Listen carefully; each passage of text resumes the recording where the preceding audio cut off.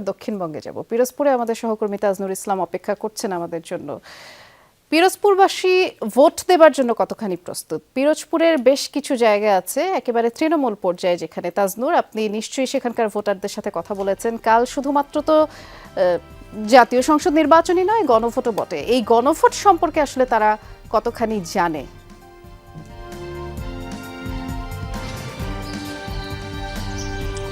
খুব স্পষ্টভাবেই গণভোটের বিষয়ে একেবারে প্রান্তিক মানুষ যারা, তাদের বোঝাপড়া কিংবা খুব পরিষ্কারভাবে পুরো ব্যাপারটি সম্পর্কে, পুরো প্রক্রিয়া সম্পর্কে বোঝার খানিকটা ঘাটতি সেটা রয়েছে।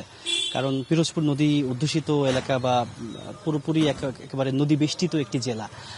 সেখান থেকে একটি জায়গা থেকে আরেকটি জায়গাতে যেতে হলেও এখনও কিছু কিছু জায়গাতে নৌকা এবং ফেরির ব্যবস্থা রয়েছে। সেই সমস্ত জায়গার মানুষেরা এখন পর্যন্ত গণভোটের বিষয়ে খুব পরিষ্কার রকমের বার্তা তাদের কাছে আছে সেরকমটি বলার সুযোগ নেই। চায়ের দোকানে বিভিন্ন আড্ডায় কথা বলেছি কিছু মানুষের সঙ্গে, তারা বলছেন যে হ্যাঁ, কেউ বলেছেন যে হ্যাঁ ভোট দেবেন তারা। যেটি হয় যে এরকম পাড়া মহল্লাতে কিংবা গ্রামে অপিনিয়ন লিডার থাকেন, মতমোড়ল থাকেন, তারা কিন্তু মানুষকে ইনফ্লুয়েন্স করেন এবং বোঝান যে কোনো একটা পরিস্থিতির ব্যাপারে। বিশেষ করে এইরকম একটা গণভোট যেখানে সরকার ভীষণ রকম প্রস্তুতি নিয়েছেন, সেই এরকম একটি জায়গাতে তাদেরকে বোঝানো হয়েছে, হ্যাঁ ভোট দেওয়ার ব্যাপারে তাদেরকে উৎসাহিত করা হয়েছে। পুরো প্রক্রিয়া যে তারা খুব ভালো মতো স্পষ্ট রকমের বুঝেছেন ব্যাপারটি সেটি নয়।